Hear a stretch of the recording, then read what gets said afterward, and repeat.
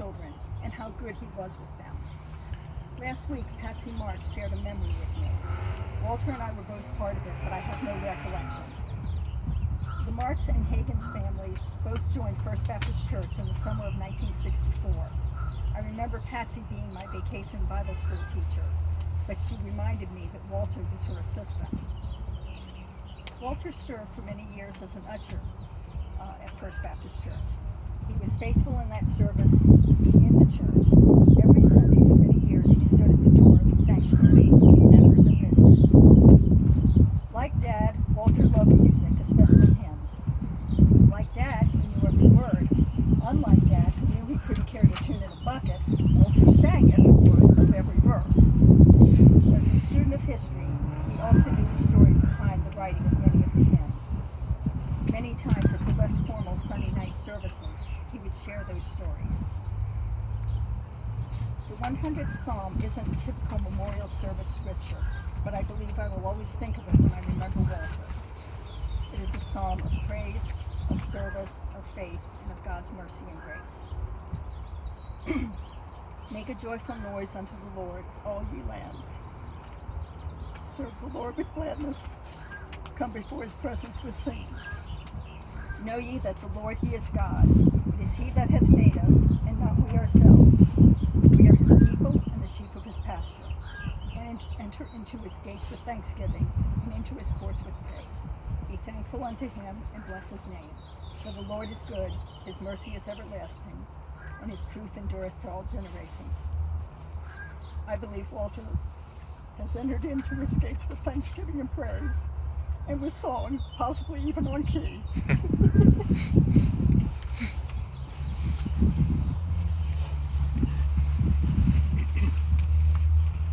Note not taken. Who's up? After much searching, I guess this is the poem that spoke to me most, because Walker certainly took a different road. Two roads diverged in a yellow wood, and sorry I could not travel forward, be one traveler. Long I stood and looked down one as far as I could to where it bent in the undergrowth, then took the other as just as fair, and having perhaps the better claim because it was grassy and wanted wear. Though as for that, the passing there had warned them really about the same. And both that morning equally lay in leaves no step had trodden back. Oh, I kept the first for another day, yet knowing that way leads on to way, I doubted if I would ever come back. I shall be telling this with a sigh, somewhere ages and ages hence. Two roads diverged in a wood, and I took the one less traveled by, and that has made all the difference. Okay, Barbara sent a remembrance. This should particularly. She writes, the better times I remember was when you, speaking to you, Michelle, your mom and your dad would come and stay at our house for holidays. This was an opportunity for being able to visit with a brother as an adult, not as the sister written about in the yearbook page, high school yearbook. Your family would arrive with their dog, Princess. I think that was her name. Your dad's box of pills and piles of paper. We would all talk for a bit, and your mom and I would continue talking. Mostly she would give me advice about this guy named Tom I was hanging around with. Your dad would settle into the sofa, surrounded by his important papers, only to come out for meals. He would often be there in the morning, now complaining about all the noise everybody was making.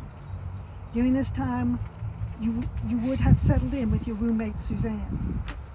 All this ended up with you as a bridesmaid in my wedding to the guy your mom gave advice about.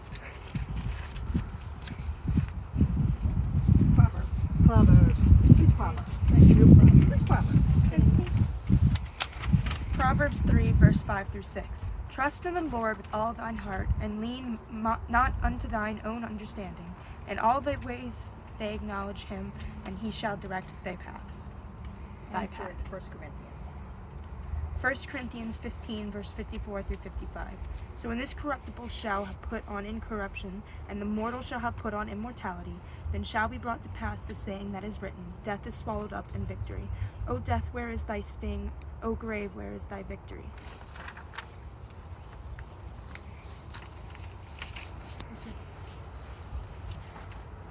I didn't read the agenda. I didn't prepare anything. Oh. But I will slightly improvise. We thought you were. That's okay. Perhaps the best words I've heard so far were written by Kelly when she first heard of his passing, where she said that she would miss the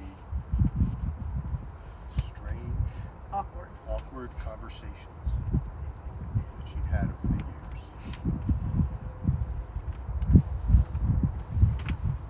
From the 121st Psalm, I will lift up mine eyes unto the hills.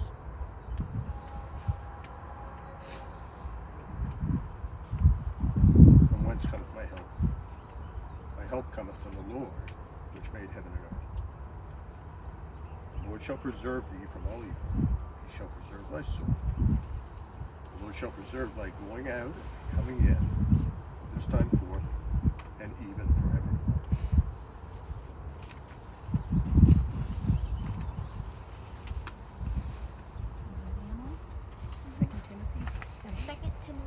Second Timothy 4, verses 6 through 8.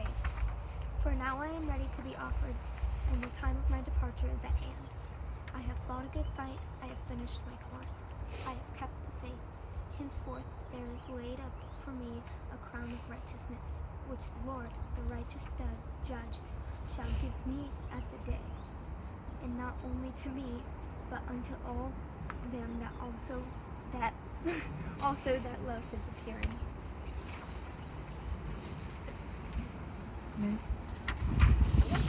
Okay.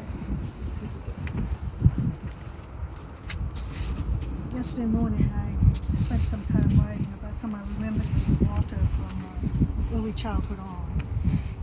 It was great therapy for me, and I was hoping to bring some new memories to Michelle and some comfort to us all as we reflect on Walter's life. And when I got up this morning, I was consumed by an urge to address today a bit differently than what I wrote yesterday. I'll give you a copy, Michelle, of what I wrote yesterday, just so you have more glimpses into your father's life, maybe some more memories you didn't know about, and so forth. I also would love to share that writing at a later date, perhaps at a memorial service occurred. But today, in this very intimate group, with those who knew him best, I'd like to really share what's on my heart and what has burdened me so much about this man. I've watched, as have all of you over the long period of years, as a man gifted with great intellect, gifted with the opportunities from birth to indulge that great intellect, gifted with the opportunity to use that great intellect to his advantages, squander that gift to the limitations of his emotional and psychological mindset. Don't get me wrong, I believe that Walter enjoyed his intellectual gifts. He read, he studied, he wrote from his earliest years on, always thirsting after knowledge. Last week, going through things at the house, couldn't help but be struck by the breadth of the selection of subjects he had chosen for his great courses tapes. Not only history, which I expected, but math, science, computers, literature, religion, philosophy, they were all there. His endless boxes of books, most of which we didn't even go through, still revealed a wide range of his interests, and in the case of the math, a very high level of understanding of that subject. So I was left this morning with a very deep grief around questions such as, with all that intellectual capacity, why could he not conquer those emotional shortcomings, or at least what I perceive as emotional shortcomings, to be able to leverage that intellect to a happier life for himself? And what hurts the most, why was I never able to help him achieve that? I believe firstly that Walter was born short, or got the short end of the emotional psychological straw genetically. I think that he was simply born with different tools in that category. There were certainly those who tried to overcome the deficiency. I remember the epic battles between Mom and Walter over areas such as personal hygiene, neat appearance, clean environment, bathe, shave, comb, press your clothes, pick up your room, make bed, clean, dust, the list goes on. Mom won the battles, but of course Walter won the war. He moved out, and all that she had done, all that she had taught, all she had demanded went up in smoke. Why? I suppose it is the same reason why the whole rest of his life no one else was ever able to alter his behavior. He did not alter to accommodate the need to hold a job. He did not alter to maintain his relationship and his marriage. He did not alter to engage constructively in relationship with any of his present, who were certainly his core support and foundation in the world. And yet, as we all have witnessed, this inability or unwillingness to give, to adapt, to do what was needed to be done, was in the end the single defining control of his life. All else, the intellect, the curiosity, the education, lost out to this prevailing drive. I remember his great love for children. We all saw it. We gravitated to him. But his unwillingness or inability to alter his views to meet them where they were kept them at arm's length from those kids, including his own grandchildren. I remember his great love of knowledge and his love of the sharing of knowledge, but his inability or unwillingness to alter his personal habits, what time he got up, when he accomplished tasks like grading papers or talking to students, kept him from being able to keep a teaching job. I remember his marriage, which again he was unwilling or unable to make work for his own benefit. Again and again, this emotional shortcoming overcame his intellectual prowess. Or perhaps the answer is that he was just not wired to need the approbation of the world, the affirmation of others, the achievement of worldly successes. Perhaps he lacked what drives so many of us, the feeling of accomplishment at something, whatever it is. He expected, I think, that relationships would exist for him no matter how much he contributed to it himself. The fact that Michelle was his daughter, that we were his siblings, that Mom and Dad were his parents, were the established rule of his universe, not a flexible arrangement that could be destroyed or neglected. These relationships existed, therefore certain things should happen, they were expected. Did we all enable this? I don't know. I don't believe that even if we had walked away, and I would say that Michelle tried on occasion, that it would have done anything but damage his world and done nothing to the mindset that had created that world. Another genetic shortcoming, not able to be overcome by that intellect, I don't know. And finally, I come ever more to the belief that our world, specifically our society, is wired, is arranged, is built for the majority. And we are wired, we are arranged, we are built for that society. But there are some like Walter who aren't wired that way, aren't arranged that way, aren't built that way. Where are they in society? Classified as depressed or insane, living on the streets, incarcerated? I certainly don't have an answer to the problem. But it does give me pause when the world shuns those that are different or berates those who don't come to contribute to society as society sees fit, and wants to marginalize and deprive those people. As in the case with Walter, is it unwillingness or is it inability? I have no answer, but I do believe how I act and how I think needs to consider that question. As Michelle has said over the last few days, at least he's no longer yelling, no longer angry, no longer incensed with the world for not making his life what he wanted to live, how he wanted to live it. It was certainly wrong for him to approach life that way. It was enough done to make a world that others created work for him. I wonder how many others on the edge of our society have the same problem. Just don't really fit into the norms the majority have defined, and therefore get left out on the fringes, trying to make their way through a world that does not conform to their psychological makeup and to which they cannot adapt. I believe that if the world had been structured in a way that learning could have provided a sustainable livelihood, Walter would have lived peaceably. Learning and knowledge were his elements. He flourished in school. I believe he would have been taking courses at University of Maryland to the day he died if it had been economically sustainable. The world doesn't work like that.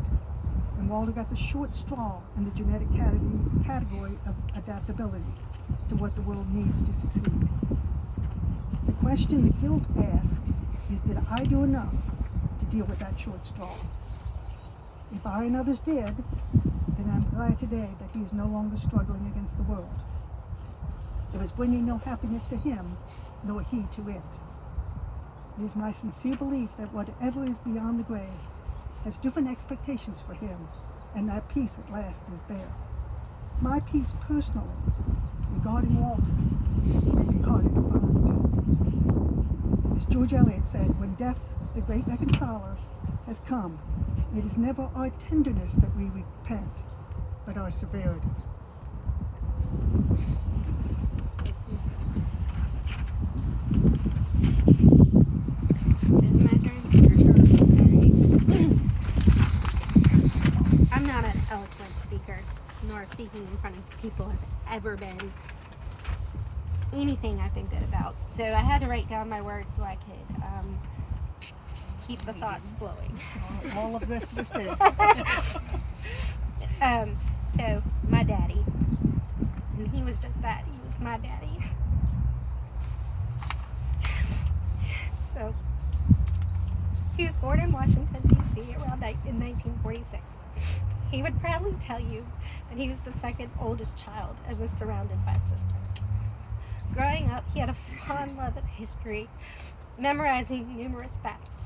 Per his sister Jane, he could often be found at the dinner table having debates on U.S. and European history with his dad. His sister Diane fondly remembers my father's joyful noise in church as he sang many of his beloved hymns, and I too as well, standing beside him mortified, ready to crawl under the pew as he's belting them out. Sister.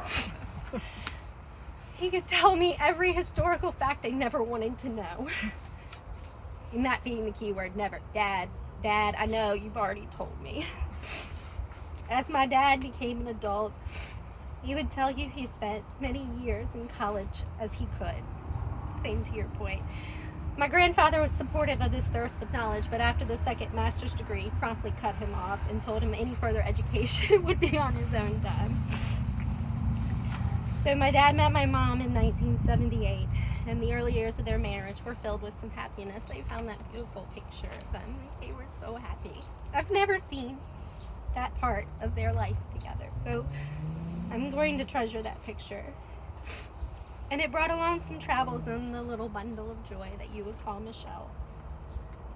Dad taught math as a professor, and that's what I remember most was his years teaching at the college, climbing into his office, sitting in the chairs. The students would flow in, helping him put together paperwork and grade papers. And they were very good memories.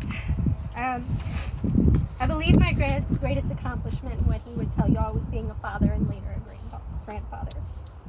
He shared his love of books with me, math, unfortunately, history, and the Masonic heritage, which became a cornerstone in my life growing up with Job's daughters. He also shared it with my children. He taught me how to thirst for knowledge, encouraged me always to fight against all the odds and to never give up. That's what I learned the most from my dad. My dad was a unique character whose heart was filled with love and compassion. I have a few memories I'm going to share with you now that I wrote down.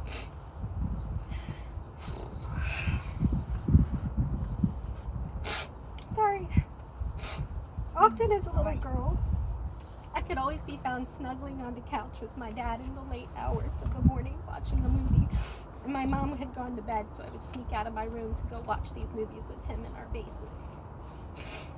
When I was born, my dad wanted to name me Copen because he thought it would be so cool to have a child named Copenhagen from Denmark. He loved to tell a joke, and before you could figure out the punchline, he was laughing hysterically, his whole body just shaking. And I was just shaking my head because I didn't understand why it was so funny. When I became a mother, my dad's biggest concern was to make sure I had the right movie to watch during my recovery, so he was late coming to see Andrew. He had a very unique fashion sense. We have now called this the pop fit. Stephen was going to model it for you today. And this included a pair of Crocs, athletic shorts, a collared shirt, a winter jacket, and an aviator hat, even in the dead of winter or summer. He loved to play chess and proclaimed to be a chess master. He taught my kids the game, and Lexi proceeded to beat him very early on in his training. And he said to her, I was too busy trying to checkmate her, and she checkmated me and was perplexed. It was hilarious. And Lexi's fondest memories of that moment right there. He really, really enjoyed a home-cooked meal, the meat and cut potatoes kind of meal. And he would have several gallons of milk with every meal. I always had to make sure I stocked up. The first time I prepared him a dinner at my house, he looked confused. He was like, where did you get these cooking skills? As if he didn't think I could set my mind to anything and learn how to do it. One of my favorite memories is how my dad's face all lit up every time he smiled. I often never saw him smile. So when he did, I cherished every moment I could make him smile. As we drove here today, we passed the 295, 395, 495 interchange, and all I could hear was my dad's informing me, this is the mixing bowl. Every single time I heard that. One last thing. I think my dad would find this fitting. He loved when anniversaries and birthdays happened on historical events. I was born on Lincoln's birthday, so every year whenever I lost a tooth, I got a $5 bill because of Lincoln instead of a penny because I deserved $5. Lexi, as we were told many times, was born on Bastille Day. We learned this fact over and over and over again. My dad could not have planned his passing any better. We are in the middle of what is going to be known as one of the most historical events of the 21st century. And his death will always be associated in my mind with this most historical event. I'm so lucky. I got to be his little girl. And he got to be my daddy.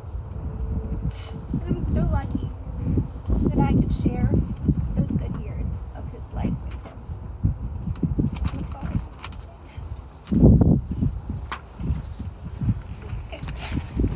I have a song. Yeah. I often thought of him when I thought of my dad.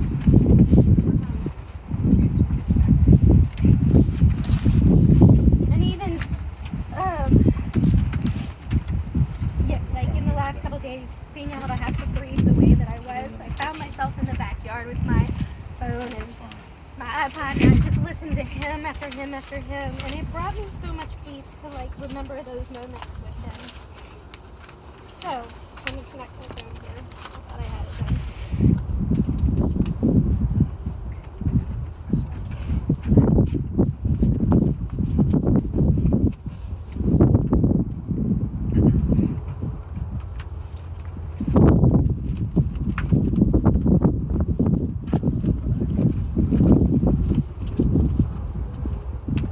Technical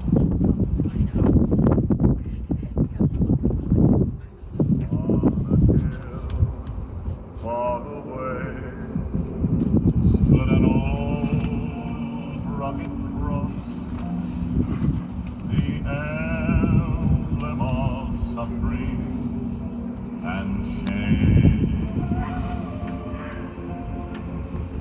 But I love that old cross where the dearest time best for a world of lost sinners was slain.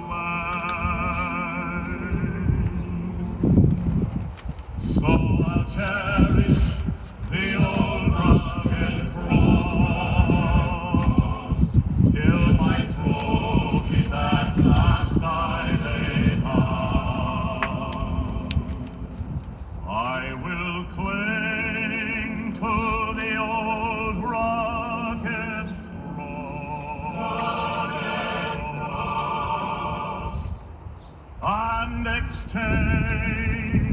someday. For a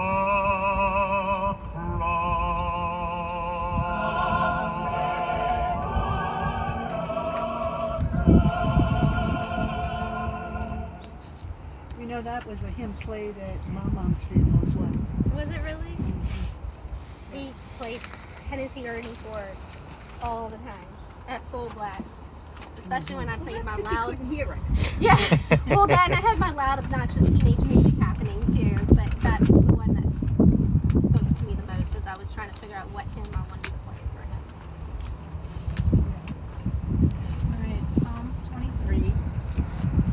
The Lord is my shepherd, I shall not want. He maketh me to lie down in green pastures. He leadeth me beside still waters. He restoreth my soul. He leadeth me in the paths of righteousness for his name's sake. Yeah, though I walk through the valley of the shadow of death, I will fear no evil, for thou art with me. Thy rod and thy staff, they comfort me. Thy preparest a table before me in the presence of mine enemies. Thou anointest my head with oil, my cup runneth over. Surely goodness and mercy shall follow me all the days of my life, and I will dwell in the house of the Lord forever.